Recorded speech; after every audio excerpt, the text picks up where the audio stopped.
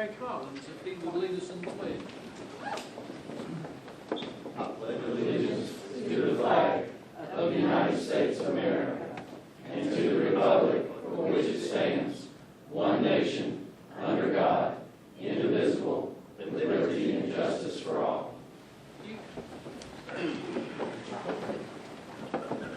We have a public hearing tonight, a conditional use permit request by Gilded Restorations LLC, agents for J&M Enterprises LLC, for an automobile upholstery with storage of no more than 5 inoperable vehicles at 930 Roanoke Street, tax parcel 528-A-36 in the I-2 General Industrial District. Is there anyone here to address this matter? Yes, sir. If you would, give us your name and... John Jones, co-owner of the business. Okay. So you for it? Yeah. Okay. Anyone else? I have a couple questions for Mr. Jones. Okay.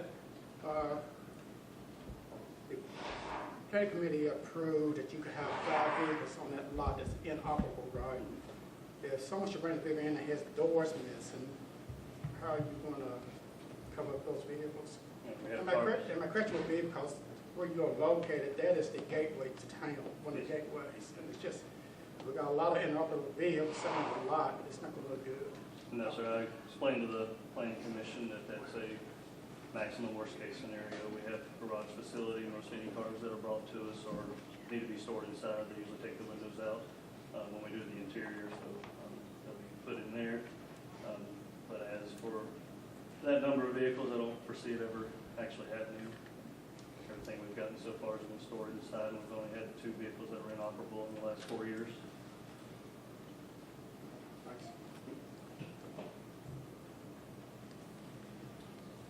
Is that it? Yes, sir. Anyone else? All right.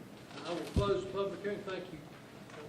I will close the public hearing. I will call the regular meeting of the Christiansburg Town Council to order. First is our consent agenda, council meeting minutes of December the 8th, and the monthly bills. I move to accept the consent agenda. Second. A motion and a second. Any discussion, questions? Mr. Mayor, I'll be abstaining from a vote on this just because the last council meeting I was out of the state with my family. So Okay. I won't be voting on this. I'll be abstaining. All right. Madam Clerk? Yes, sir.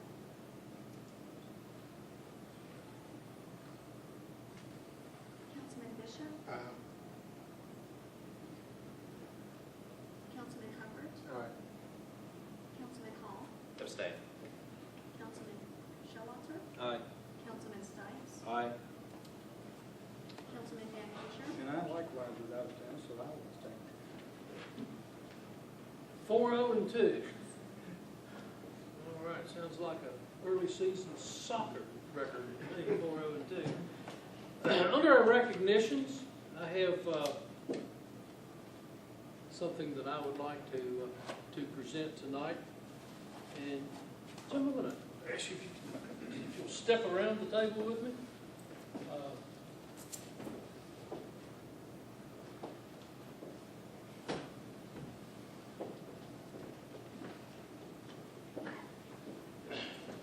As many of you know, Councilman Van Hoosier is retiring at the end of the year, and he has served the citizens of the town of Christiansburg for 15 years. He served 3 years on the Planning Commission and 12 years, 10 years? Altogether about 10 years. Altogether about 10 years, 8 of it on council, 7.5 on council. He has been vice mayor on a couple of occasions. He has, in the last couple of years, he has chaired the finance committee, which is probably the most important committee within the town because it sets their budget for what we can do. He has been on the street committee. He's been the liaison to public to planning commission. He has served on the aquatic center board advisory board since day one. He has been, as I said, he's been vice mayor a couple of times and has, we had a little get-together for him tonight, and it's amazing. He has really been an inspiration to all of us that are on council, and there are a couple of us that have been on council longer than he was, but still, it was an inspiration. He always came with the information in hand. He knew what he was doing. He guided us through a lot of areas and was kind of the voice of reason that we all looked at. So, Jim, tonight is presented to James Jim Van Hooser in grateful appreciation for your outstanding service and dedication to the citizens of the town of Christiansburg, dated 2015, the Christiansburg Town Council.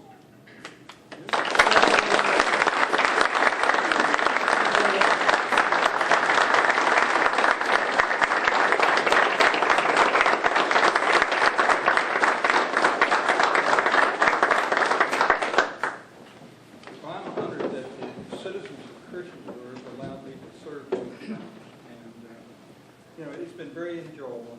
And as I mentioned earlier tonight, we've got a great town council now. We've got a good town council. They're inquisitive. They respect each other.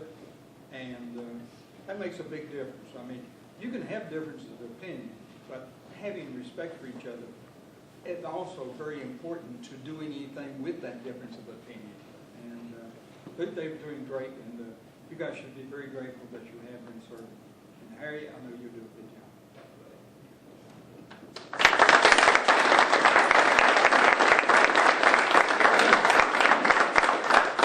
Next is our custom. This is the final meeting of 2015. I'm going to ask Clerk of Court Erica Williams if she would come and induct our two old council members, one new council member, our incoming council for next year. Sure. Thank you. Good evening, Mr. Mayor and Town Council. If I can have Mr. Bishop come forward, please. I'll do this in front of you because you're not black. You're right ahead. That's it. Are you ready to take your oath? Okay. You'll raise your right hand and repeat after me.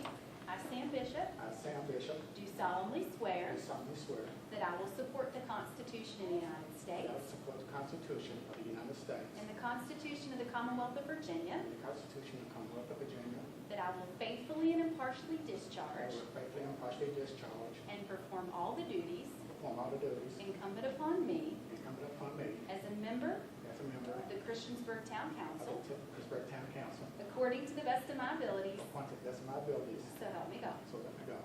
Congratulations.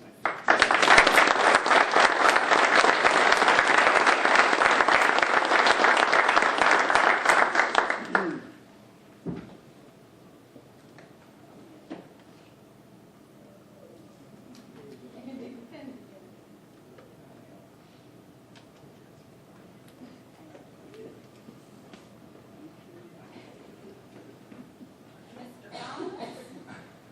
I guess say I do.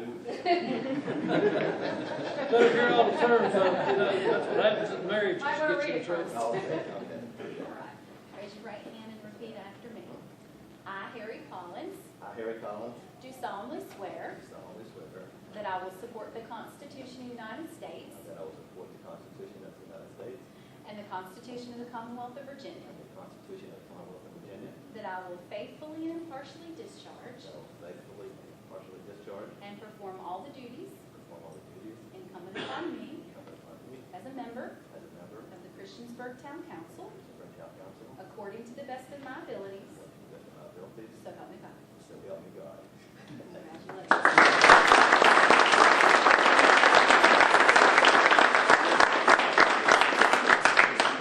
I will. Hold it here. Okay, let us know when to stop. We've already said I do.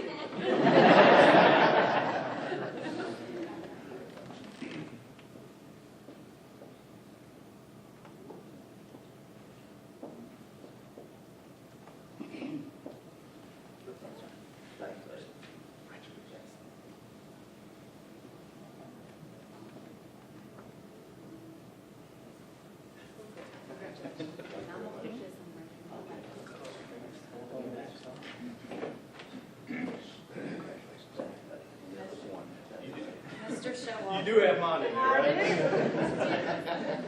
How's it going? Good. Real quick, Mayor, I won't break it. I know we all work well together, but I'd like to bring my wife Kelly, my daughter Paige, and Reese up here with me. These are the ones that, I don't know if they're happy about me not being around, Tuesdays and things like that. They put up with It's very important. Do you have someone taking pictures? No, no, we're good. Okay, very good. So,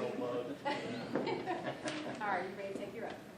Okay, raise your right hand. Repeat after me. I, Henry Showalter, I, Henry Showalter, do solemnly swear do solemnly swear that I will support the Constitution of the United States that I will support the Constitution of the United States and the Constitution of the Commonwealth of Virginia, and the Constitution of the Commonwealth of Virginia, that I will faithfully and impartially discharge that I will faithfully and impartially discharge and perform all the duties and perform all the duties incumbent upon me incumbent upon me as a member as a member of the Christiansburg Town Council, of the Christiansburg Town Council, according to the best of my abilities, according to the best of my abilities. so help me God. So help me God.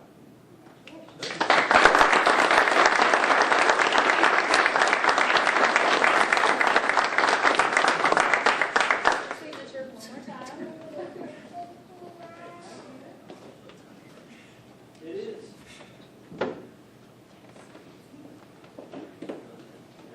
Shake his hand.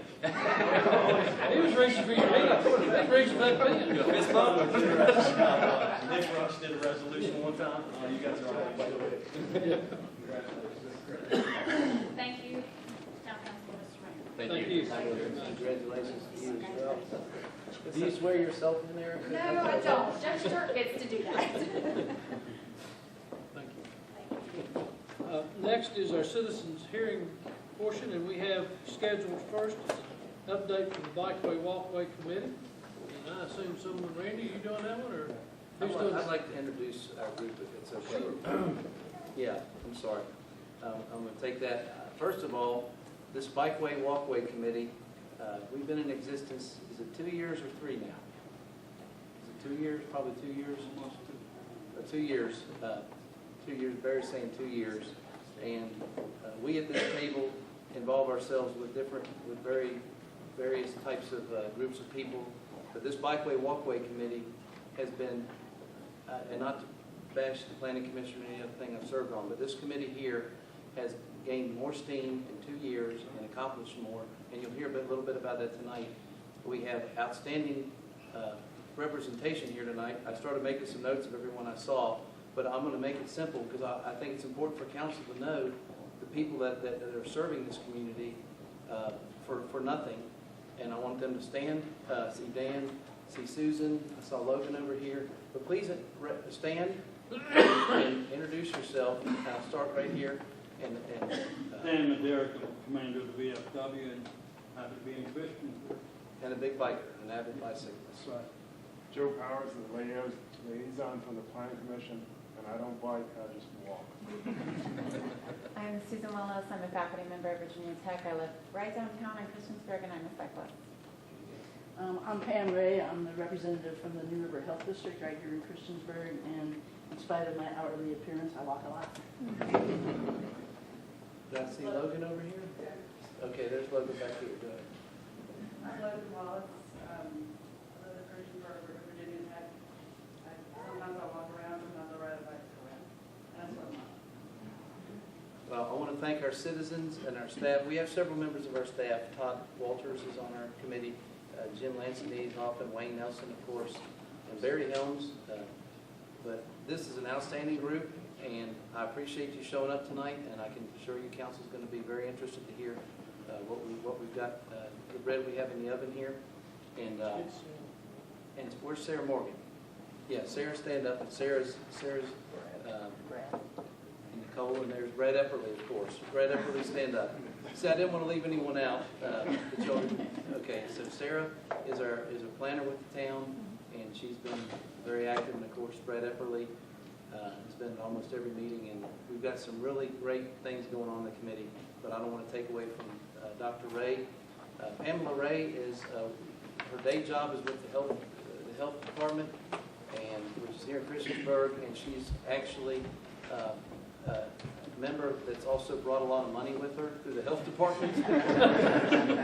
And we've gotten some really good grants, and if you notice the artwork, some of the bike racks in town and the bike repair station at the rec center and so forth. But Dr. Ray is our spokesperson tonight, and Pamela, take it away. Thank you. And thank you very much for the opportunity to present this. There aren't many towns that actually invite their citizens to get up and talk in front of council and in front of other citizens. And when Brad suggested that anything that we could get up and say would have a lot more impact than listening to one of the fellow board members up there, it would make a lot of difference. So thank you, though, for the opportunity, and thank you to all of the members of the committee.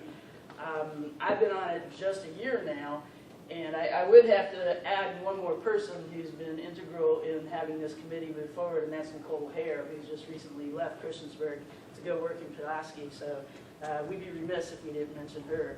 And right off the bat, I also need to thank Sarah Morgan for putting this PowerPoint together. She was able to get all the details for us. So, council members, you have in front of you a hard copy of what we're going to present here, just as a summary of the things that we got accomplished this year. And we'll just go ahead and proceed. You've already been introduced to the committee members. And I like this part of our administrative personnel because these are 4 different groups within your own town that have come together to give us guidance and to help lead us down the path that we're trying to create. And that's one about connecting everything in Christiansburg to make it more accessible for bikers, for pedestrians, anybody with a disability, to have better access downtown, and to start connecting different neighborhoods together so that we can be more biking and walking friendly. So we have a lot of things that we actually accomplished this year. And this will be a standard presentation. We have the project that we did, the location where you might find it, and then the funding source. And the one thing that I really want to stress here is that all of this could not have happened. It's not really about the money that's come in, it's about the planning that was already in place, so that when money became available, then it could be plugged right in to make these projects happen. So we have a bike fix-it station, and I'm going to show you pictures of all of these, and that's basically a repair center so that if someone's biking along and they run into some problems, they're able to stop and fix it. It's a standalone, and we're adding a second one out here at the Aquatic Center. Terry Caldwell suggested that we have people that are triathletes, and so they run, they walk, they bike, and they swim, and they come right here, and this is kind of a hub, so we're going to be adding that as well. The crosswalks, if you've been downtown, you've seen all the new crosswalks. We just need to get people to use them and to get drivers to pay attention that when someone's in a crosswalk. And that's part of the second stage of what we'll be doing, and that is to go ahead and do a public service announcements about safety, that we're all equal when we share the road. Handicap ramps are very important to make sure that everybody has access to all the wonderful things that are downtown and all around. People are going to be biking, they need a place to put their bike racks. And then certainly we've done other things. We've been able to partner with the farmers market downtown, which is just a great success this year, and be able to encourage people to walk there and make things more attractive. If you were in town for the 4th of July celebration, I think you saw a lot of folks. Certainly the Christmas downtown was an awesome event. The weather cooperated. We had more people there than we've ever had before. Another thing that was part of our promotion was a bike art contest. And we just wanted to get a way for people to kind of become aware of what we were doing. And we had a really nice piece of art that if you go to Town Hall, you'll see it and we'll have a picture also. To help increase our safety, we put a thermal detection system upgrade so that actually people will be recognized by their body heat, so that it'll send off lights so that the drivers will have to stop, they'll see you, and you don't have to play Frogger jumping across different areas to get to the other side. Also, we had a great Eagle Scout project that was done. There's a shelter right over there by the rec center, and that comes right off the Huckleberry Trail, so there'll be information there, kiosk type of idea, and then also people can shelter if they need to get out of the weather. Another part of this is really about signage. How do you make sure that people are aware of what's going on? We did the Route 76 signage, and we have a bunch of biking organizations and bike races that actually come through here, and if they're using Route 76, they need to know where to go. And as part of that, we wanted to also enhance their knowledge by putting out not really an education pamphlet, but an information pamphlet, so they know if I come into Christiansburg on my bike, where can I go to get a shower? Where can I go to eat? Where, if something happens medically, where can I go? Who do I contact? And that's all taking place. So we're really trying to increase what we have. This is a picture of the Bike Fix-It station. It's out there in front of the recreation center. And it's a standalone air pump, and then this actually extends up. You put your bike on it. In here are a bunch of tools. Any type of tool that you need to repair a bicycle, it's a self-contained unit. And if you see to the left, you'll see some of the bike racks. That's one of the styles that was put into place. These are our crosswalks, and I'm really hoping that you all have noticed this. Lots of good signage, wide crosswalks. They were completed in August, and it was really nice and refreshing to see people using them. You see the handicap ramp access, wider sidewalks than were normally there, and they've also smoothed them so we don't have all the bumps, so it makes it a lot easier to walk. Bike rodeo, this is probably two of the fun events that we did where we partnered with the police department because they're all about safety. They do outreach to the kids, and we want them to learn we want the kids to learn how to bike safely. You do have to, if you're under the age of 16, wear a bike helmet. People don't know that, so we decided we're going to give away bike helmets, teach the kids a little bit about safety, and we really had 2 fun events, and then we have bike helmets left over, so we've given them back to the police department and just say, if you're out in the community driving around and you see kids without helmets, stop, talk to them, give them a helmet.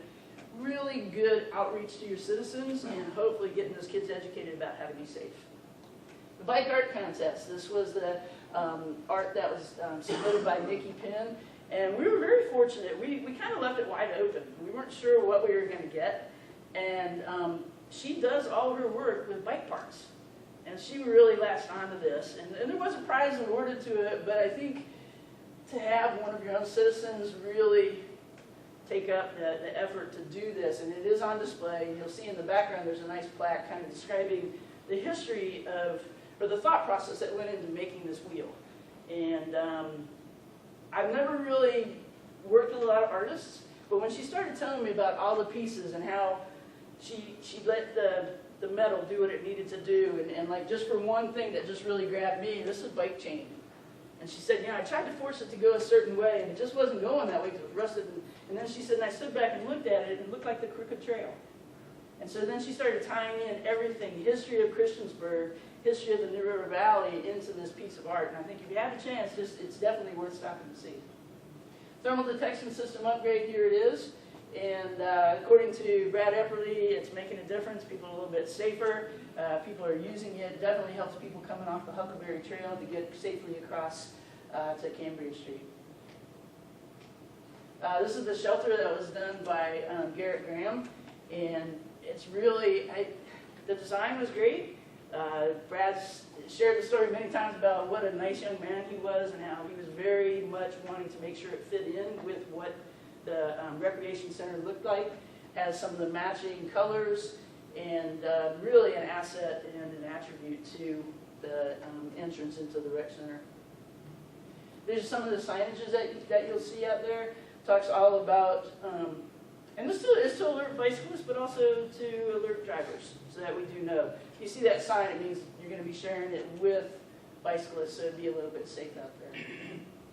And this is the education pamphlet that will have they're going to be installed in a safe box so that people just take it and it'll be refilled regularly and updated as needed. And we also have links on this to different mapping systems, some GIS mapping systems, so if they want to know where this is, they can link it up and find it exactly. So it's really, and I think as technology continues to improve and we bring technology into this, it'll really help hook up people and make Christiansburg very receptive and a destination place for bicyclists. Ongoing projects, of course, we know about the Huckleberry Trail and how we've gotten over Peppers Ferry and we're heading down this way. And that's part of what we're going to do. We want to see how we connect up the rest of Christiansburg. This doesn't end behind Food Lion. It's going to connect, maybe down to the Aquatic Center, and try to really bring people to other places where they can be active and start being very healthy. Sidewalks. Park Street is one of the lower economic status neighborhoods, and we want them to feel safe. We want them to be out walking. We want them to get healthy. And so there's a big development project going on there. So here's a Huckleberry Trail extension, and it's going to just continue. We're not stopping here.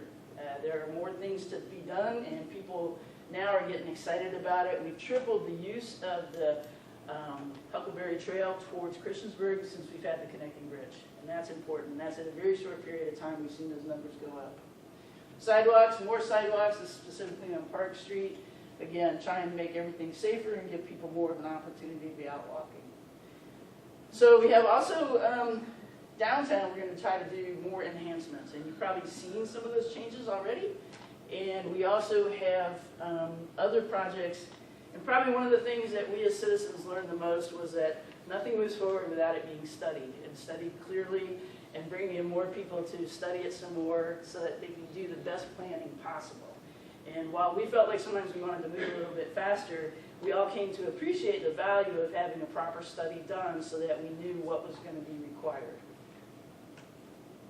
So here's some of the downtown enhancements. You can see we have benches, we have nice sidewalks, we have the brick inlay. Downtown by the post office, y'all can see there's been some big changes there. We work on South Pepper Street, and I walk down here all the time. It's been just such a nice enhancement to be able to walk and to have someone walk next to you instead of having to walk single file because now they're wide enough. Some of the things that we're doing, this feasibility study, this is really important that you understand that it's not just a sidewalk or it's not just a greenway. It's how does everything connect? And where are we going with this? And that this is moving forward so that all of these things, all of these objectives are very important ways that we're going to continue to increase the connectivity of Christiansburg.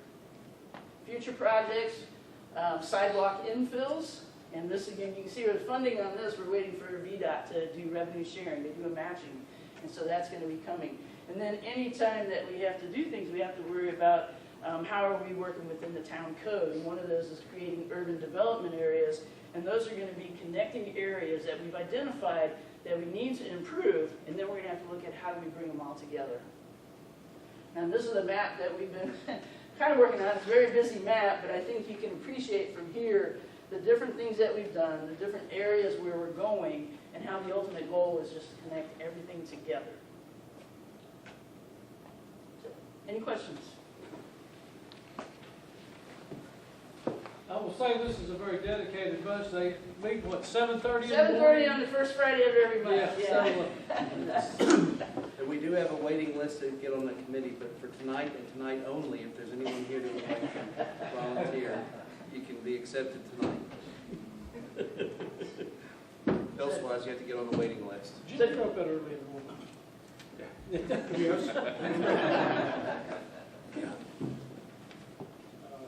Well, I would like to say one thing, Mr. Mayor. I mean, Brad and the group, I don't say Brad and his group, but the group itself, it's turning heads from the town of Christiansburg. I'm the only one on the council that would speak to this, that we get a lot of compliments on the revitalization. A lot of people look at it as revitalization efforts, basically, but really it's meeting a need that frankly beforehand has not been met, and we hear about it a lot. And there's a lot of times congratulations, but quite frankly, we're kind of excited to see what happens next as members of council. I think it really has been turned over. It really needs to be a citizen-led project, and it has been. It's got great leadership and great stewardship, and of course we have the utmost respect and trust for Brad. But I just want you all to know that your efforts, it might just be a sidewalk, it might just be a crosswalk, it might just be a bicycle rack. It's noticed, and it's being utilized, and it's being very appreciated by members of the citizenry that talks to us. So for that, I really appreciate 7:30 in the morning on the first Friday of each month. I understand, but thank you so much for what you're doing, because it is being noticed and being utilized by our citizens. Thank you. I was in Cumberland seeing my in-laws this weekend. My wife left, so somebody's going to have to tell her I mentioned them in our meeting. But they moved back to their hometown in Cumberland, Northern Virginia, which is in Allegheny County, Virginia. It's part of Appalachia. And Allegheny County is one of the poorest, or is the poorest county in the state of Maryland. So I was reading an article about, they actually had an article in their local paper about bikeways, pathways. And that's one thing they've invested in over the past, I would say, decade with their city council, and they're working with county and interconnectivity. There's actually a trail that, I can't remember the name of it, which follows the Potomac, if I'm correct, all the way up to Pittsburgh. But it was a neat article from the state of Maryland, was quoted in there, their tourism department, that you would think tourism, and I know that our citizens enjoy our bike paths and Huckleberry Trail and crosswalks and things like that, but for the poorest county in the state of Maryland, what they were able to track is their tourism almost doubled in income due to these trails and paths and things of that nature.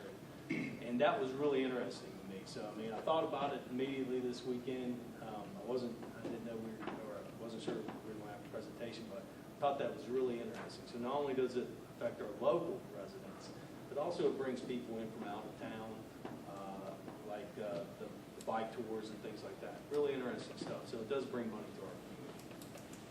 Yeah, what Henry said right there, Cumberland is the spot there where the C&O Canal goes from there to Washington, D.C., and then it becomes the Allegheny Trail from Cumberland to Pittsburgh.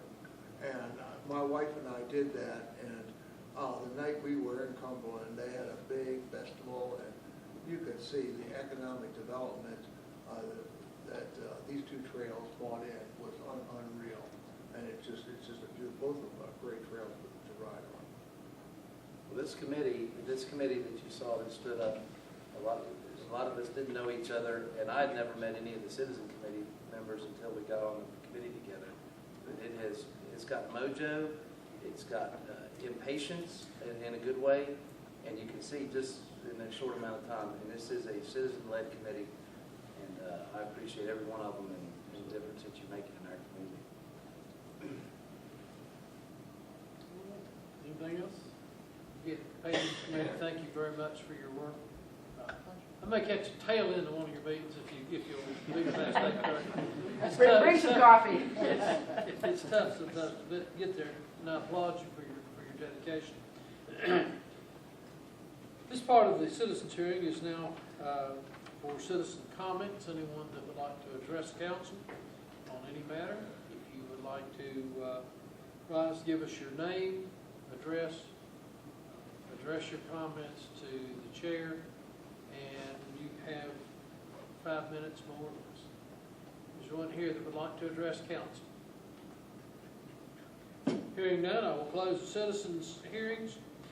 Staff report is from our Finance Director, Treasurer Val Tweedy on the audit report. That 5 minutes belongs to you too, Mike. We'll try.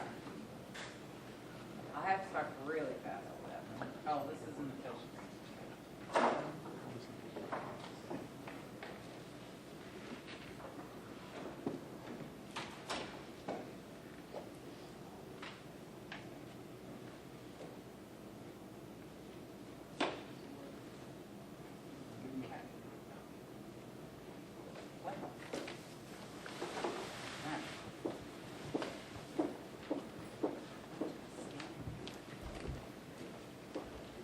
Okay, I'm going to try and talk fast and get through this fairly quickly. And I know that sometimes this financial information is not all that exciting, but it is to me. So I'm going to give you a summary of what's in this 96-page report this year. This is our fourth comprehensive annual financial report. Prior to that, we used to issue a general purpose financial statement that was about 35, 40 pages long. So the audit opinion is on the financial statements on page 1. Compliance and internal control reports are on page 93 to 95. This is kind of just a good reference for you if you want to go find some stuff. The letter of transmittal and the management letter, management discussion and analysis part of the report it's a really big report. So if you don't read the whole thing, I'm not going to be offended. But if you would take a little time to read the transmittal letter and the management discussion and analysis, it gives you a good summary of the contents of the report and some pertinent numbers and information, and they're not too horribly long. So I would encourage you to read through those. The financial statements are on the government-wide level and the fund balance level. And then we have more schedules in the financial reports this year than prior years. Hence, it has grown by about 15 pages. So we'll take a look at the audit opinion and the reports, how we did with revenues and expenditures, where our money went, where it came from, how we did relative to budget, what were our expenditures and revenues relative to the budget numbers, and where are we with respect to our fund balance policy we passed several years ago, and a quick snapshot of an economic outlook. So the audit opinions are on pages 1 and 3. The financial statements were an unqualified opinion, which is an auditor's way of saying a good thing. It's unqualified, so it's good. Strange language that we use. And that the supplementary information presented in the back of the report is fairly presented relative to the financial statements. So that's all the legal mumbo jumbo of that. Page 93 of the report is the internal controls in compliance in accordance with generally accepted auditing standards, or GAAS. There were no internal control weaknesses or compliance issues identified in that report.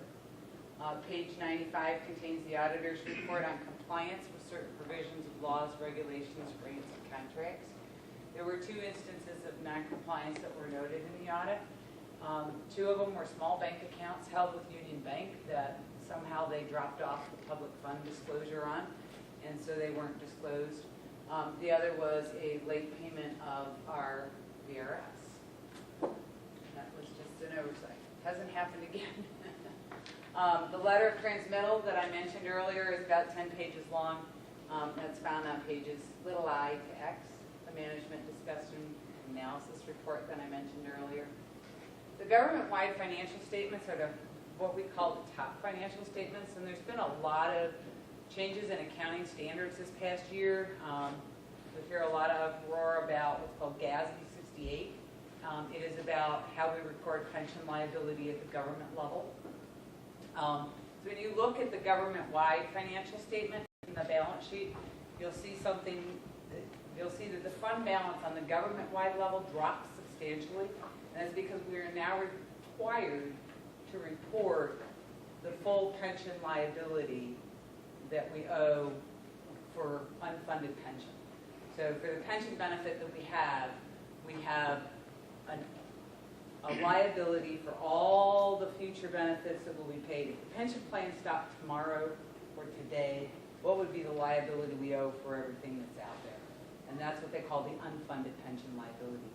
In years before, that was disclosed in the footnotes of the financial statements, but was not reported in the top-level financial statement. It is now reported in the top-level financial statement. The top-level financial statements, the best way to say it is that they're like a full business accrual financial statement. If you went and looked at a corporation, they're required to record every liability that they have. Governments really don't. And GASB 34, which you started hearing about a number of years ago, came along and said, we're going to start slowly making governments report everything at that level. It's really not the way governments function, but it's a good way to look to see where as a government we stand with respect to the whole realm of things. But it incorporates a lot of things that we really don't look at on a day-to-day basis. For the most part, we look at our financial statements on what's called a modified accrual basis, which says cash and short-term liabilities, accounts payable, your payroll taxes, your short-term receivables, and what you're going to collect. It doesn't record long-term debt. It doesn't record fixed assets. And that's really what we do on a fund level, and that's how most governments look at their budgets and plan their budgets and move forward. It's more of that modified accrual basis is how we tend to function and talk about those kinds of things. And those funds financial statements will be found on pages 18 to 25. The notes to financial statements, now 30 pages long. I think 20 pages of it is about the pension. Great reading, great sleeping through. Even I have a hard time getting through those. The supplementary information, which is a lot of tables that we now have in the back. It's a lot of trend analysis tables that takes you through 10 years, 5 years analysis of a lot of different aspects of the government. And so so you can kind of find a lot of different things in there. Just a quick look at revenues compared to prior years. You can see that we've had a small trend upward. It's not huge. The one thing you will notice is special revenue funds look like they went down, but they really didn't. They just kind of, a lot of them moved to the capital projects fund. So you put those two numbers together, we're actually up a little bit in that regard. So in all aspects, we pretty much are up in all of our revenue categories and funds over the course of the last 4 years. Expenditures, they're actually down a little bit for the general fund. Again, I think that's more the capital projects funds that have rolled over more than anything else. And then special revenue, it's also a flip with the capital projects funds showing up there, so we're kind of even there. And again, that was some of the capital projects that just kind of rolled over into the next year. Enterprise fund revenues, or expenditures, I'm sorry, are up. And the big significant increase there is twofold. A big chunk is the water authority, of course, goes up every year, and we have to pass that along. So that's a big chunk of that. The other piece is the GASB 68 pension reporting. We are now required at the proprietary fund level to put that pension liability in there. So that was about $200,000 for this year alone. So that was a big shift from what we're used to looking at. So it throws that trend analysis off just a little bit. Hey, can I ask a question? The cemetery, Uh-huh. that was way down. Do I already know the answer to that? Yes, capital. Some of the cemetery projects rolled over into the next year. Okay. Well, they're up as far as the expenditures for this year. And that was 1 year the capital projects rolled into this year, and then we rolled some of this year's into next year. So if they're shed built this year, there was a big project they finished at the beginning of the year for the cemetery. Storage shed or something, or the gator. So anyway, budget to actual numbers. For general fund revenues, they were a little better than, our actual numbers were better than our budget. For expenditures, they were less than our budget, which is always good. When revenues are better than planned and expenditures are less than planned, you're in the plus, and that's always the good way to go. Enterprise funds, our revenue projections were still a little bit down on that, but our expenditures were also down equally in proportion. So it was very positive in that regard. So where'd the money come from? I try and do this in a couple of ways to try and help make it a little easier to follow, but it still gets a little muckied up. As you can see, most of our revenue comes from meals tax, property tax, business license, water and sewer, and then intergovernmental revenues. And intergovernmental revenues are all the grants that we receive, as well as like the law enforcement 599 funds, the highway funds, street maintenance funds. So those are where our biggest chunks of revenue come from. When the state starts talking about cutting some of our money, we do get a little nervous. Expenditures, again, our biggest expenditures are in public works, water and sewer, police, fire, rescue, public safety type programs.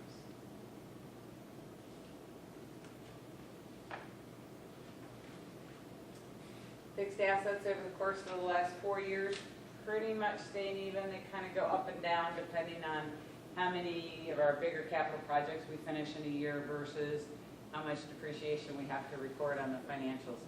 This past year, our acquisitions didn't keep up with the amount of depreciation they had to record. Assets and liabilities, this pretty much looks at our current assets, current liabilities, Mr. Whitty, can I ask you a quick and question? long-term debt. I don't want to get too far ahead, just the previous Sure. slide. Previous slide, that, just make sure I understand now. I'm looking at, for instance, 60% for, 11.1% for Parks and Recreation. I take it that's including Parks and Rec, Aquatic, that's all rolled into one, is that Yes, correct? it is.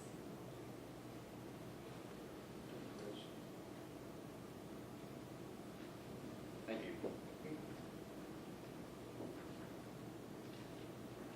So this is just kind of the trend of what, the current assets are pretty much our cash, current accounts receivables, things that are regular, easily convertible into assets that we can use. And they have been on an upward trend. Current liabilities are pretty stable. That's pretty much our payroll liabilities, and that year-end number is often affected by where the last payroll cycle of the year happens to hit. It'll drive that number up a little bit. Long-term debt's been pretty consistent, 19 million, 19 million. We went up in 2014, and then we retired some debt in 2015. So it's been pretty consistent right around the $20 million mark.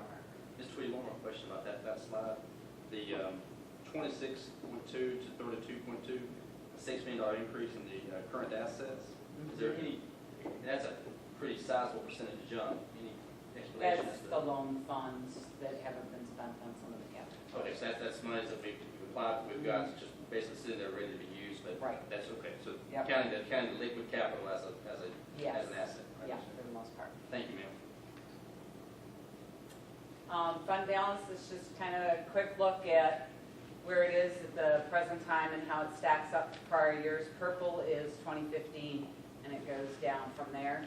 So you can see that we've kind of gained on a lot of these areas. The non-spendable is really our fixed assets plus the cemetery perpetual care fund. That's where we take the sale of lots and we set them aside so that in time we will be able to operate. The goal is that in time you'd be able to operate the cemetery strictly off of the earnings of that care fund, so it can be cared for in perpetuity.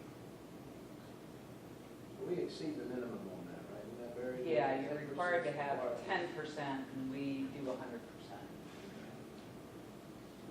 We backed it off 1 or 2 years, and I'm sorry this is so small. This is our fund balance policy, which our goal is to keep our unassigned fund balance. That's any funds that are for cash flow capacity and available for use. They're not restricted in any way. And our goal is to keep that at between 35 to 40%. And that provides us with cash liquidity as we move through the year and the collections of the revenue streams. So the calculation that we do for that has our reserve, after new reserves for 2016, at 37.52%, which is right in the middle of where we want to be. So we've met our goal and our target there. So overall, how are we doing? How are we now? What's our fiscal health? We're doing fairly well. Our revenues are improving. There's some growth. It's small and steady.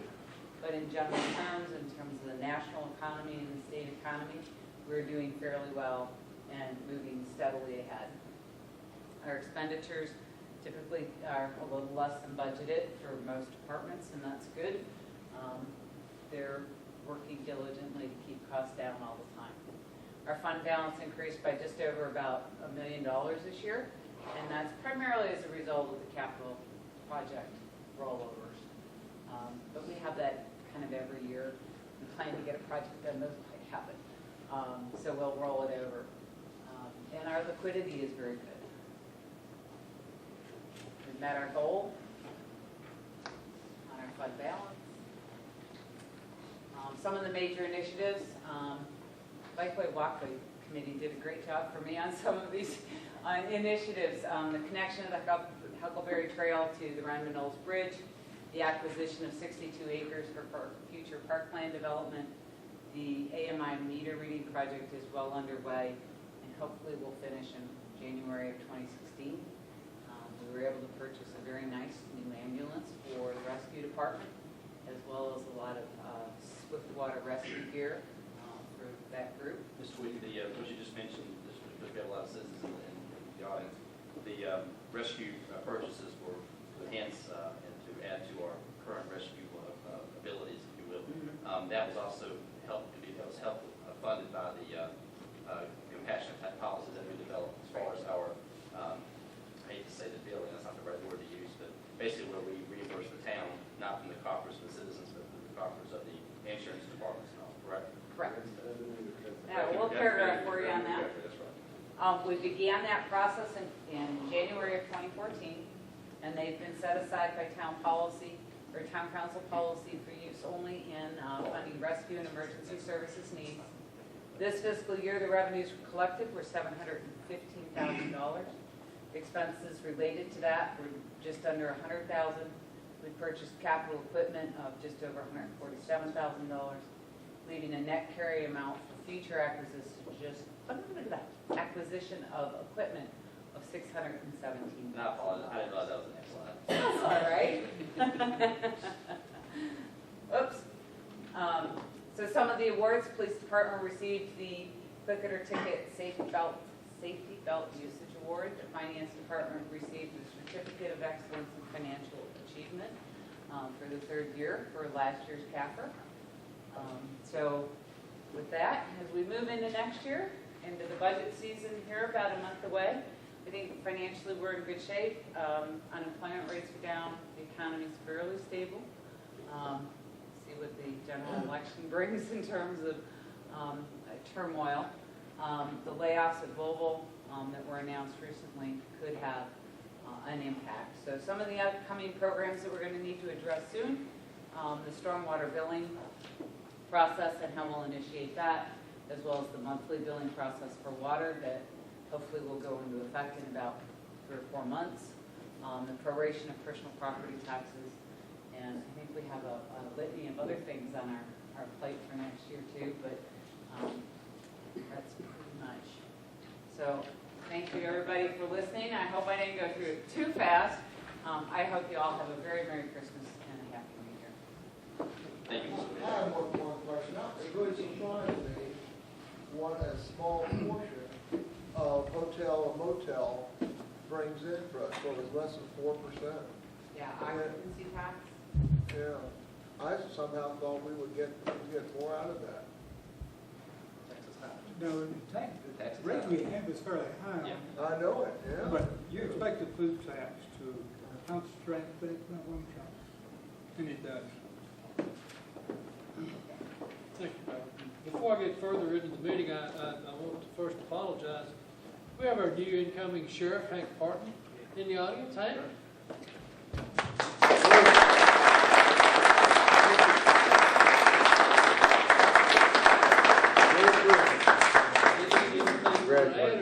You here to watch Harry get sworn in? That was one of the reasons, and I knew it was going to be an important meeting. Good. We appreciate you coming, and the door's always open to you, you know that. Discussions by mayor and council members. Number 1 is council action on a conditional use permit request by Apple Acres Properties LLC for contractor equipment storage at 1950 Palmer Street Northwest, tax parcels 436-2-14 and 15 in the B3 General Business District. And I believe that he was in front of us 2 weeks ago in a, I don't know whether he came under citizens' comments or whether he came under public hearing, but anyway, he was, can't remember the guy's name, Mary? Gary Fain. Fain, Mr. Fain. We had the results back from the planning commission. I don't know whether someone from planning wants to address this, or Barry, if you want to address it. They recommend not approving the issues permit. They did not. There's all but one vote against. I'll go ahead and put a motion out there that we deny the request in accordance with the recommendation from Planning Commission. I have a motion. I'll second. Motion and a second to support the planning commission's. Thank you. Yes. We're gonna do this all Planning together. Commission's recommendation. So if you're going to vote aye, we're voting that it does not happen. Any discussion or questions? Madam Clerk? Yes, sir. Councilman Bishop? Based on what I've observed on that property, I'll agree with the planning commission.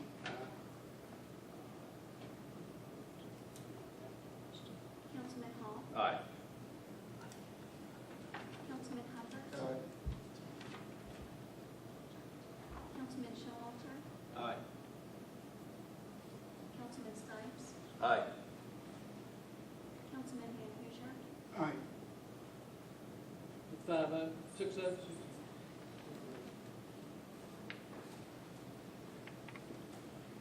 Legislative priorities for 2016. Mr. Helms, is that yours? Yes, sir.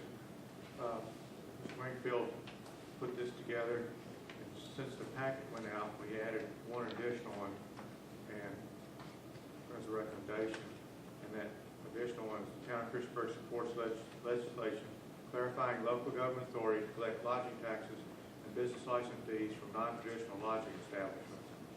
Airbnbs are popping up in a lot of places, and they're not paying lodging taxes in most cases, so we'll make sure the state gives us permission to do tax audit. We think we probably have it, but we want to make sure it's clarified that we can enforce that. So the rest of them, had a chance to look at, take comments, or change it. Whatever your pleasure. And recommend that you pass this, we'll send it to all of our legislators. That's your wish.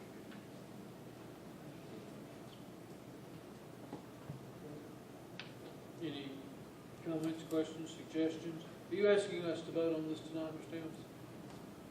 By the time we have our next meeting, this session will be pretty well passed, or pretty well going, and probably won't make much impact. All right. So if we're going to act, we need to act tonight, and that is adding the lodging tax to that plan. Is that correct? Yes. Okay. Do I have a motion to approve? I'll make the motion to approve it. I have a motion. Do I have a second? Second. A motion and a second. Any discussion? Is that a motion to approve Yes. with the additional? With the additional, yes. Any further discussions? Madam Clerk? Yes, sir. Regatas? Yes. Councilman Bishop? Councilman Hall? Aye. Councilman Hubbard? Aye. Councilman Showalter? Aye. Councilman Stipes? Aye. Councilman Van Huzen? Aye. Movie 6-0. Thank you, gentlemen. Consideration of acquisition of property located on Roanoke Street. Mr. Helms? Yes, Chief Hanks and I met with the property owners, and they agreed on a price of $666,000, is what they'd be willing to sell to us for. $660,000, I'm sorry. But they are planning on selling a 35-foot strip of that off to the neighboring property owner at the same square footage price that we'll be paying. So would reduce our price to $595,000 round numbers if we decide to proceed with this. This is for the possible new fire station on Roanoke Street, help improve the call responses out to the top of the mountain. And we have last year, past 12 months, had 253 calls on and off Roanoke Street from East Main Street to the east, and Interstate 81 from milepost 116 to 124. 40 mutual aid calls to Elliston and Shawsville. There are 7 hotels and 633 rooms on Roanoke Street, plus a new Homewood suite being built with 87 rooms. Had 3 fatality fires in the past 2 years on east end of town. Just some of the data that Chief Hanks gathered this week to sort of reinforce the need for a station on that side of town. If we approve this, it'd be funded out of the reserve for the emergency services. And if we decide to approve this, I would like us to, not necessarily for the fire department only, but for ES services, emergency service, police, fire, and rescue. I'd agree with that too. In fact, I haven't given it much thought how to say it, but when the topic was brought up, I sensed we've got great volunteers, and I sense maybe some reservation about that. But I do support our staff and the department heads with this. But if we move forward with it, I think somehow we need to emphasize that is, we'd like to go in with the de facto position is if we can do both, we should do both. I think that we've always discussed that the fund itself, Emergency Services Fund, and we've talked about grouping all three together because basically a satellite for each. The question's always been that once we have a satellite, ability to have people there in the satellite office and working, which is one reason why when we talked about the building policy that I was a slide ahead when Ms. Tweedy was discussing with the audit report, that that really came about because we were looking at the issue of what's called stacked calls with the rescue department. And Mr. Bishop is now our liaison with the rescue squad and the rescue department. But it was because during certain hours of the day we couldn't, if we had one call and a subsequent call that came in at the same time, we would have an issue about answering both those calls. So this money we would have available to us would allow us to have basically what would consider to be a paid crew at certain times to be supplemented by volunteers hours, which made a lot of sense in town. The question that I guess I've got, and Mr. Hanks, Chief, I should call you, I wasn't here last time, but I've talked with you before, and I'm a firm believer we need an external building. And the reason and a second building, but what I want to ask you if I could is the property we're looking at would be located, adjacent to Dudes. That's the best way for me to put it. Kind of between Dudes and the old Tasty Freeze. That's right. They used to be there. And it's a very flat area, which is nice, and there's not a whole lot of grading that would be necessary. But, and I know that we have a population center out on Christopher Mountain, and there's been some development there. I still view that our population blow up, our growth has been, of course, out in the 114 area and through all the residential areas there. And we also have, this plays into it, of course, the opportunity across from the Truman Wilson property is land that's been, I hate to say donated or given, but basically been bequeathed to the town, provided it's utilized for the purposes of development of an external services, rescue type services for fire, police, and rescue, and fire, police, and rescue. Would it behoove us not to look at that as far as being, because it's right beside, adjacent to or close to the bypass, which allows us to answer the calls in there, not at the speed in which we had to place Roanoke Street, of course. Right. But it also, I hate to say kill two birds with one stone, but it would allow us to also meet the needs of the population explosion out there on 114 as well. It does, the current station in Capitol Highway work here. That's correct, yes. Did you get a copy of the package? I did, yes, and the great statistics and facts of it, I get it. The ISO mapping is 5 road mile radius is what ISO covers from your station out 5 road miles. The current station right now encompasses all the 114 area to the town limits. We have coverage there. Currently out of the downtown station, we do not have total coverage in the town of Christiansburg for the top of Christiansburg Mountain. The 5-mile road mile rule by ISO runs out right around Kirby Drive. So from Kirby Drive to the corporate limits at the far end, those residents on that end of town do not have our Class 5 ISO coverage for insurance ratings that far out because they're over 5 miles. The location on Roanoke Street would encompass that area all the way to the bottom of Christiansburg Mountain and encompass all the way back up to Heritage Place on Mudpond. The current station encompasses all the area around Heritage Place, Mudpike, Bradford Road, down Silver Lake Road, all the way out to the town limits on Pepper's Ferry. So that station encompasses that. I'm not saying abandon the idea of the Pepper's Ferry site down the road. We've got an opportunity to purchase a piece of property, which is property on the top of Christiansburg Mountain on Roanoke Street is few and far between right now. Council's 2020 vision wanted us to have an east end substation at some time. Property is getting thin on Christiansburg Mountain. I have first responders now that are on the department. If we built a station on Roanoke Street next year, 5 years from now, that can respond to that station and only have to go by one red light. Otherwise, we've had the discussion before, if we build on Pepper's Ferry, we have no volunteers that live on Pepper's Ferry. We would have to recruit. In the past 10 years, our recruiting numbers for volunteers are going way down. Number one, we don't lose people. When we take people on the fire department, they stay with us. We screen them, we talk to them. These guys wait maybe a year and a half, 2 years to get on the fire department.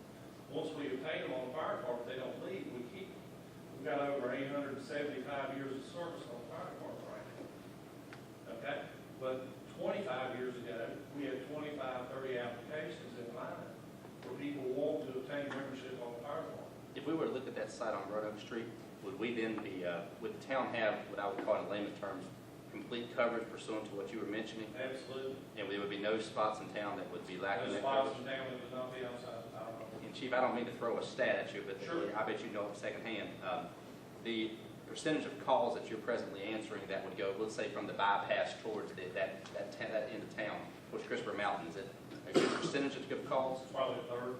So a third of the calls? So pretty much a third, and a third, the way it would. Pretty much.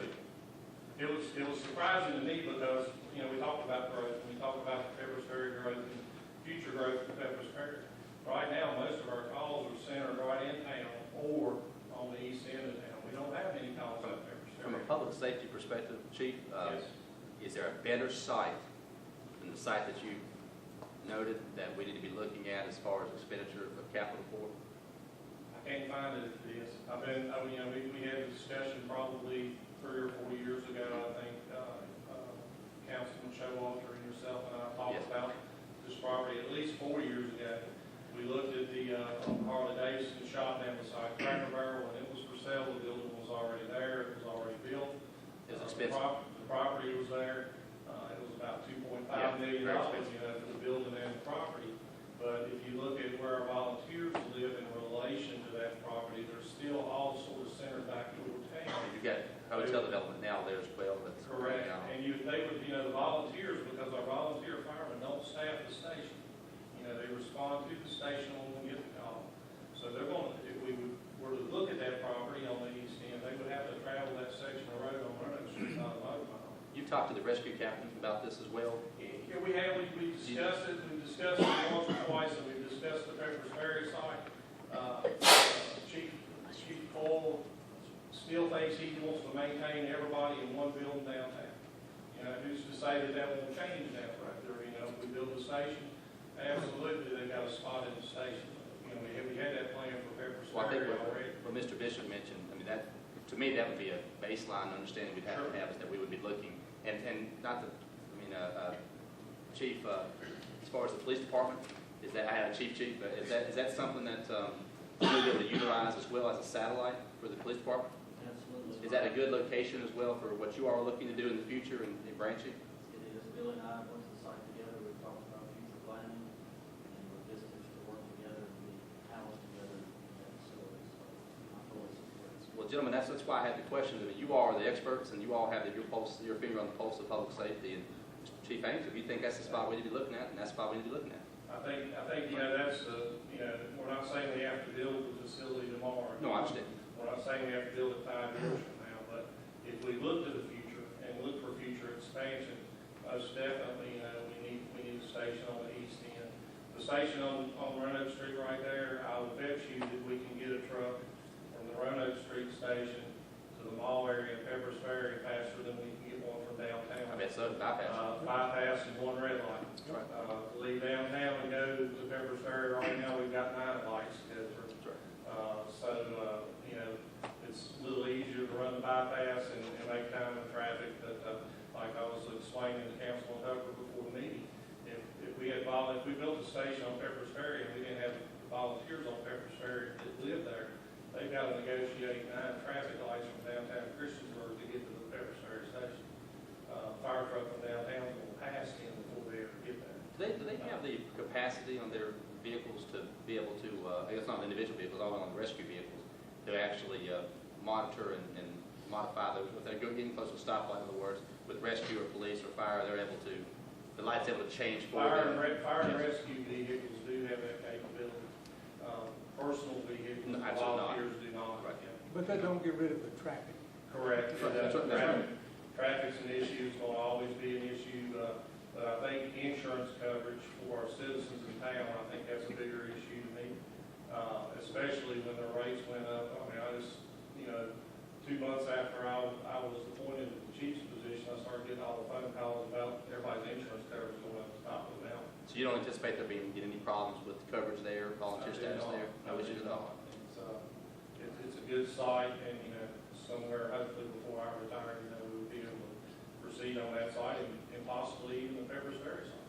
We haven't abandoned the Pepperidge Ferry site. and But one thing you the project's still there. I mean, to interrupt you, Chief, but one thing you mentioned, though, was that right now, from a a public safety standpoint, we're lacking in our coverage from, in that area going down towards Christopher Mountain, correct? Right now, we are lacking. Right now, we are. And therefore, the insurance, if you want to say insurance benefit, that can be derived by our city, they're not getting it until we do something. So I noticed you mentioned that, we're not looking to build tomorrow, but frankly, we're looking to move aggressively if we're going to try to acquire the property, move aggressively and fund through bond or whatever the case may be. We'll have to start planning, and we'll start to do financial planning to be able to make this a reality down the road. And Mayor, what I'd like to see, if we're looking to do this, if we council so chooses to move forward and start the negotiation process, is if we can look to our friends at the county, or the, I always forget the name, of the grants, they're willing to partner with us on, not grant writing, but finding grants. Help me, Mayor.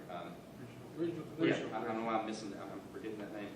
I'm wondering if we have the opportunity to look at, for not the purchasing or acquisition, but as far as the building, facility, if we can get something like grant, and I'm sure, Mr. Nelson and some others that are very familiar with the grant process, but it'd be nice if we could look into that, and see if we can get some type of matching, which will allow us to move, again, more aggressively. I would hate to buy it and then sit and watch it. Correct. So if we're going to buy it, we're going to utilize it, it's got a public safety purpose, let's move on. Absolutely. And, assistance to firefighters grants that are offered through FEMA are out there every year. There is a facilities grant that is there, and if council decides to let us move forward with the purchase of the property, I will definitely move forward with trying to, assess some grants and funding to be able to move forward.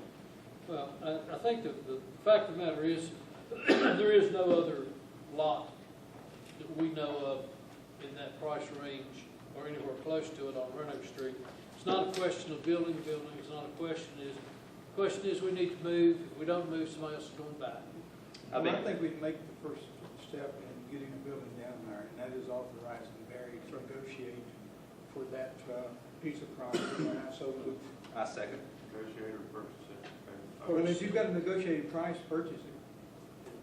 I think the price has been mentioned was $595, give or take. Yep. You make a motion? Yes. I would second that motion. Before we take a vote, I want to make one more statement, and it's in favor of this. I just thought of this, as much discussion as we've had, but I think this is the right thing to do and the right time to do it. And Barry, I'm thinking about the new traffic signal we're getting ready to put in there with that area to tidy up the neighborhood right there for function and safety. And as soon as we put that traffic light in, this property's going to shoot right up in value. I just thought of that, actually, as much as I've heard. And Wayne's nodding his head. I'm in that business, so I know what happens when you do such things in that area once it gets cleaned up there. And so this is foresight to do this, and it's not going to get cheaper than it is right now to do this. I want to bring out a little point on the other side of the coin here. First of all, Chief Hanks, I want to tell you I appreciate you talking to me before the meeting tonight, and I appreciate this paperwork. I really do. I'm going to go over the conversation that we had before this meeting. And if we had money to purchase and start up 2 new substations, this would be excellent. But I think we only have funding for one place. And I keep on thinking in my mind, are they going to look at council 10 years from now and say, how did we handle this? If you can think about Pepper Sperry right now, the building that is going on there right now, in fact, within the last year, we have approved a large apartment complex, condo complex, a large housing area up there. This is definitely the most expanding area here in the town of Christiansburg. Where this substation will be close to the mall. It will also, if the Truman Wilson place comes around, just think if we could have a rescue center right there near Truman Wilson. If something happens there at Truman Wilson, the rescue thing is right there within minutes to be there. The land is for free. I think that we have to think and consider the different parts here. You have some very good points here, and I'm not saying that anything that you've said is wrong, but I'm not sure. I think as council we need to think about, are we doing the thing that is going to affect the more of the citizens of this town than maybe another direction. And I will go either way the council goes, but I think that we should need to to consider. I'm not sure if we're considering both of these things as well as we should. I'll tell you, Steve, and I think you bring up a good point. That's why I want to ask the chief a couple of questions about that. But one thing we have to remember, again, as far as the status of the fire department and the ability of volunteers to answer the calls, truck doesn't drive itself. And so Chief is telling us that if we had a site out there on 114, that it's going to be longer for people to get to that site, to get into the truck, to answer the call. Then again, that has to play, it plays into my thinking on this. And frankly, the site you mentioned, the apartment complex, which is very close to the retirement community you mentioned, basically adjacent to it, if you want to be adjacent to it. So it would be serviced by this particular new site as well. But again, I agree with you, Steve. We want to be proper stewards of citizen money, obviously the public coffers. But again, listen to the three individuals who, again, are charged with that responsibility. I trust them. And not that you don't, I'm not saying that at all, but I feel like that's what we need, and that's what's going to take care of, that's what's going to give us coverage. And I guess the satellite station out there on 114 is not going to give coverage. That's going to satisfy that requirement down there. Satellite station, the current spot for the satellite station on Pepper's Ferry does not meet the requirement for the document. And I know that one more thing, I know volunteers is a very big thing that's on his mind, and it should be. You know, if you don't have somebody to staff, you know you can't do it. But now, we're talking that this center is probably going to be, what, 5 years down the road. And we don't know really where these volunteers are going to be. Maybe these volunteers will be starting to be living in these new housing developments that we have up there. So that's just another thing I was saying. Gentlemen, it's a clear issue. We either buy the land or we don't buy the land. We're not talking about building buildings. We're not talking about what we're going to do 10 years from now. The land is there. If we want to buy it, we've got a motion and a second. Well, yeah, but Mr. Mayor, with all due respect, though, to the chair, I mean, we're not looking at simply a purchase of $595. We're looking at a purchase of $595 plus the cost of building. So I have no problem with the discussion that's been brought before us. I think it's necessary because we're not looking at one step. We're looking at all steps. And again, if I'm satisfied with what the Chief said, what Captain said, and I think it's I think it's what we ask you to do. Find us a site, tell us what we need, and then we need to do it. So I'm ready to act on it. Well, I'm ready to act on it also. And I think that we're addressing the citizens on that east end of town that right now are not within the 5-mile coverage area. That's right. Therefore, their insurance is more expensive. The other citizens are covered, and I think we have to act on what's in hand at the moment. We can't speculate per se. We can try to plan for it, but we can't speculate what's going to be needed in the future. So I'm ready to act on it. And I would like for us to make sure that we make the motion, if it's not been made already, that land be purchased for the future home of the ES volunteers, emergency service volunteers, fire, police, and rescue. Well, I think we've covered in statements that at this point, the rescue squad would like to maintain in their own building. And I think that, we're going to purchase this thing out of the fire department's EMS funds, building funds, is that correct? Emergency services. So, I mean, certainly if we start to build, we're going to consider this. And if we have to look at staffing it with paid people, then, it could cost us $3 or $4 million a year to do this. I would like to see us procure the land, and we can go from there. They're not making any more land. So, Madam Clerk? Can everybody have a chance to talk? Sure. I just want to appreciate Councilman Hall for recapping everything for this audience that we discussed last meeting. Steve, I do appreciate it. It always takes somebody coming from somewhere else to ask questions, because those are the questions I asked Chief Hanks, and I believe Councilman Hall was there a couple years ago. Why don't we just build on a piece of property that we already own, that was gifted to us, correct? And his message has been consistent. This is where we've got coverage. This will complete our coverage for the town.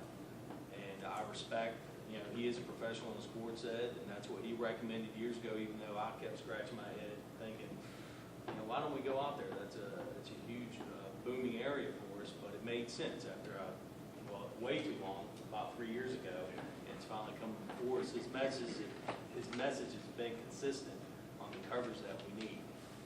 I'm glad you mentioned that we're not abandoning that property on Pepper's Ferry and the needs of having a building that's abandoned out there, basically, or just a truck sitting idle and we're still running calls from downtown. I mean, that's a big deal. But again, we're not going to abandon that piece of property out there.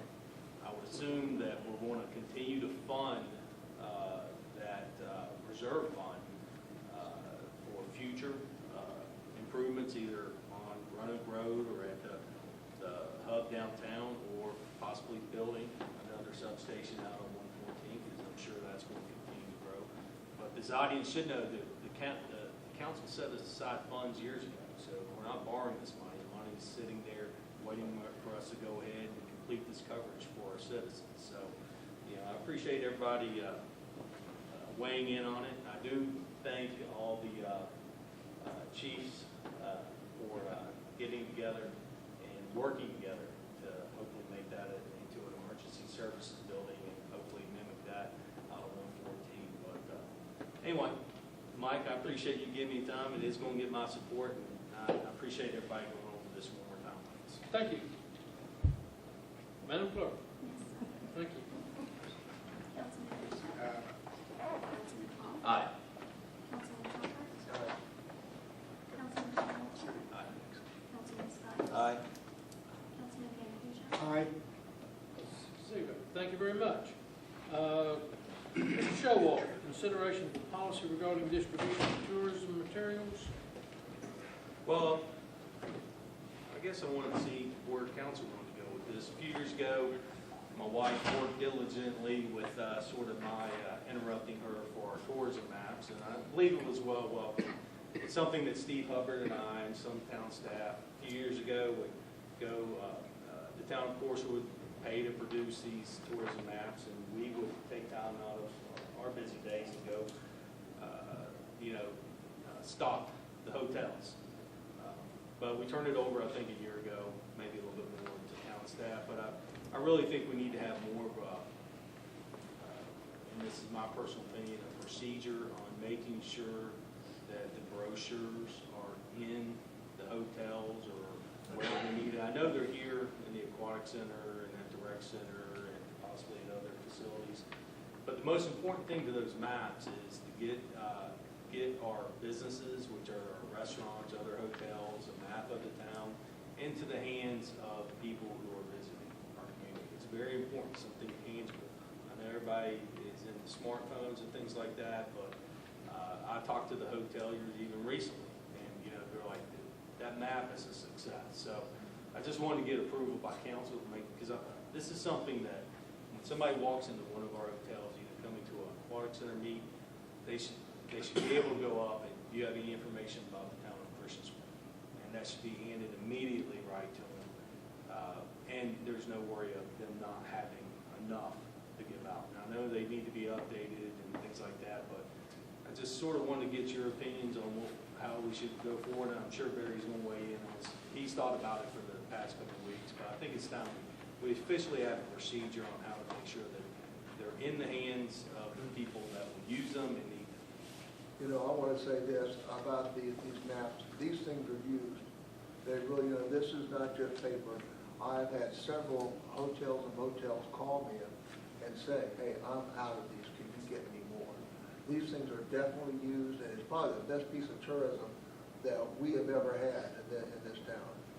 And I really think it's a good idea to maybe have someone who would be, their job would be to do that. And I know Mr. Helms and I talked about it, and I made a recommendation to him to make sure bring that out tonight or not. Talked with the Public Relations and Terry, the Aquatic Director, and come up with, go visit the locations every 2 months and check the status of those brochures and make sure they're updated. About 14 hotels, but there are 14 hotels in town right now, more being built. Some of them don't want the brochures, but if they don't want them, they'll give them any. Most of them do want them and use them. We're doing about 3 times a year. We do that 6 times. What if we split the responsibility directly between the Recreation Department and the Aquatic Center, and let the Aquatic Center go on the odd months and the Recreation Department go on the even months, and that way we cover up 12 months out of the year? You could do that. It seems to me to be more public relations, PR. Who gets the most benefit out of it? The people coming in here to the ball games and the swim meets. Just one. I guess I would leave that to Barry, for him to decide who does it. I mean, we all have our opinions on who should, who shouldn't. And, you know, he knows who's out there and who can help out, or if we have current staff that we can assign additional duties, but something easy. I mean, we just gotta print them, and get them in their hands, but, I just wanna make sure that we're not gonna, this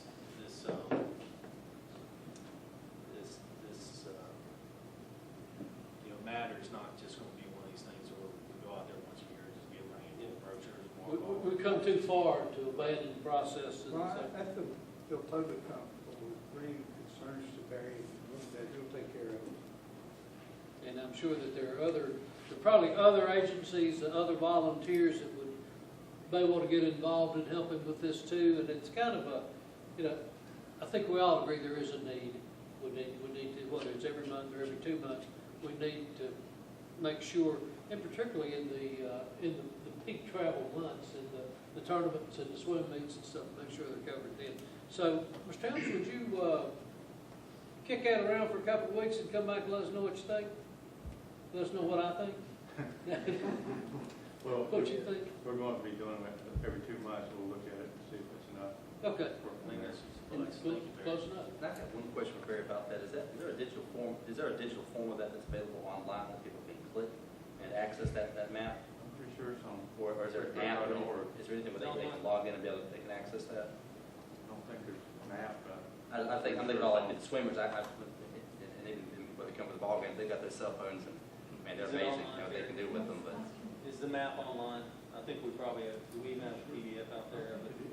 I'm pretty sure it is on Parks and Recreation. It is on yours? I'm pretty sure. We could have some links of it, and not the main town website would be great, if that's something that would be work. But it seems to me that it might be able to log into that as well. Thank you, Mr. Chairman. Okay. Okay, move on? Yeah, I'm good, thank you. Thank you. Thanks, Barry. Councilman Stipes and Councilman Van Hoosier, Street Committee report recommendations on subdivision plat for Radford and Radford Properties LLC, creating 2 lots located on Falling Branch Road Southeast. This will be short and sweet. The street committee met and considered the subdivision plat that you see before you is along Falling Branch Road. And it's actually a lot that's being subdivided to put in a duplex. Outline of duplexes, potential duplexes shown there, but they're not going to move ahead with the project until they have the subdivision done. It has been considered in the past for other types of development. This subdivision as presented conforms with our ordinance, and we see no reason to not approve it, and I'll make the recommendation to approve the plat as presented in the form of a motion. I'll second that. Motion and a second. Discussions? Madam Clerk? Councilman Bishop. Councilman Hall. Aye. Councilman Hopper. Councilman Colton. Aye. Councilman Stipes. Aye. Councilman Van Hoosier. Aye. 6-0. Thank you, Street Committee. Council reports. Mr. Huffman. I have nothing to say. Just want to have everybody have a Merry Christmas, and we'll look forward to seeing you in 2016. Sean. You come back to me? Sure. How about next week? I'll get you good. Mr. Stipes. I'd also like to welcome our new sheriff. It's sort of exciting, the new era that's starting in law enforcement and countywide, and to see him here. And also a brief comment about our Christmas celebration downtown. I've only been here, I grew up in Blacksburg, but I've been here for 20 years. And I did mention to Barry, I haven't seen, there's more than twice as many people downtown on that one evening than I've ever seen in my entire life in downtown. And Barry confirmed that, he grew up here. But that's a huge statement, and I was in awe of it. And so Sarah, I can confirm. keep on rocking the house. I mean, 53 vendors. 53, but luckily only 48 showed up because I didn't have room for them. The place had a heartbeat to it. I'm not going to overstate it. It was nuts. People are reserving spots for next year, so I guess we're doing it again if y'all allow us. Christiansburg is on the move, and so Merry Christmas and Happy New Year, everybody. Mr. Bishop. I don't have that report for fire and rescue, but I'd like to thank everyone for their continued support. Mr. Hall? Again, congratulations to Henry and Mr. Bishop, Mr. Showalter and Mr. Bishop for their re-election. Again, I'm looking forward to working with Mr. Collins considerably. I'm really looking forward. I'm going to miss Jim a lot, but I'm looking forward to be able to sit. Hopefully, I'm sitting next to Bear. I mean to Eric. But looking forward to that. Mr. Parton, again, appreciate you being here as well. I do want to wish everybody Merry Christmas. I'll be one of the same as everybody else just went over, but I want to mention something Brad mentioned. Mr. Mayor, this is something that you really pushed on us, and I think you impressed upon us that it's important for us to be out there in the parade, to play a role, or in some way just to be involved. And there was, you're right, Brad, there was a sense about that parade. There was more going on than just simply us showing up and kind of going through the motions. It wasn't that. It felt different. And maybe it was because of the efforts of, it was amazing. I mean, you couldn't hardly walk down the street, and that's not a bad thing. And I mean, we got, Claire and I, my daughter and I, we went as far as to get some cookies, and we're like, this is too much. I was afraid of losing her. But again, it was really well done. But I really enjoyed, gentlemen, all of you, being around you during the holidays, us getting the kids and walking the parade. Mike, your granddaughter walking with us was a blessing. Again, I think that's it goes a long way to us developing that camaraderie and helping us to move into it again next year. But I'm looking forward to 2016. We've got a lot of big projects. Here's coming in at a time in which it's real exciting. It's not scary, it's exciting. We've got Truman Wilson. We're looking at stormwater management. That's not so exciting. But there's so many things we've got on the hopper, and really cheap paints. Bringing that to our attention today, that's exciting for me too. That's a public service that we should be looking at, and I'm glad you led us to that. But again, I feel very blessed to be a part of this group, and thank you all for everything that you do on the council and certainly the citizens. Brad, we have a Recreation Commission meeting the first Monday at 6 o'clock at the Recreation Center. Some great things happening there as well. So again, Mr. Mayor, that's all I've got. But again, it's really looking forward to an exciting 2016. Well, as usual, there's nothing for me to say. I know you're not going to miss that. And I'm probably not going to miss it. But I wish everyone a Merry Christmas. I really do. And Hank, glad you showed up. Harriet, I wish you the best. And likewise, congratulations to Henry and Sam for the re-election. It would be remiss to say that I won't miss this to some degree. But, you know, I missed retirement for the first 2 days. But I'll get off. But the other thing is, I will stay abreast of what you're doing and watch you. And I feel like we've entrusted the town to a very capable council. And so therefore, I feel really good about it. And thank you. Enjoyed meeting each other. Know you better. I'm done. You're done. Yeah. I again would like to echo what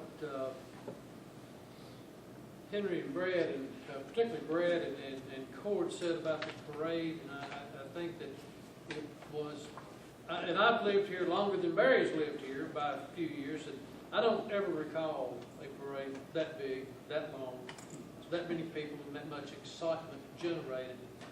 And I appreciate, I want to publicly thank the rec department and Charlton McCoy. I want to thank Public Works for getting this thing set up. And remember, guys, they did this in about 4 weeks. And I talked to one of our Public Works guys today, Justin, and he says, you know, I'm thinking already about what we're going to do for next year. So he's already talking about adding a little bit more and doing a little bit more, and the excitement levels here. The tree lighting ceremony went well. We'll probably have a lighting every year type thing. I think everyone enjoyed it. And with that, I will wish all of you a very Merry Christmas. Be safe during the holidays, and turn it over to Barry. You know, Barry, before you started, I want to say... I knew it. That's why. I'm going to put on his tombstone. As I'm leaving the parade, the street cleaner is right there, ready to move on. So give that guy a thanks, you know? And Mayor, I think you found Jim's seat replacement right here. So I think Mr. Hall, sit right next Mr. Hall's to one going to move another. up. Mr. Bishop's going to move up. Mr. Collins is going to sit next to the attorney. The only thing I have is the fire chief has provided you with a list of fire officers for the coming year, and that was in the packet. That's all I have. Merry Christmas. Hey, I forgot to pass out a gift that we brought from the health department for the town council. As part of our healthy initiative, we formed an action committee called the Healthy Citizens New River Valley, and we have water bottles for each of you. So use them in good health.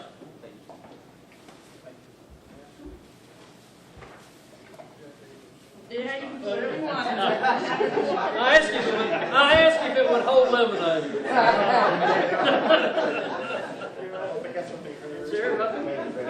All righty, is there anything else? Thank you, ma'am. You're welcome. Anything else? Once, twice, we are adjourned. Thank you. Terry, thank you.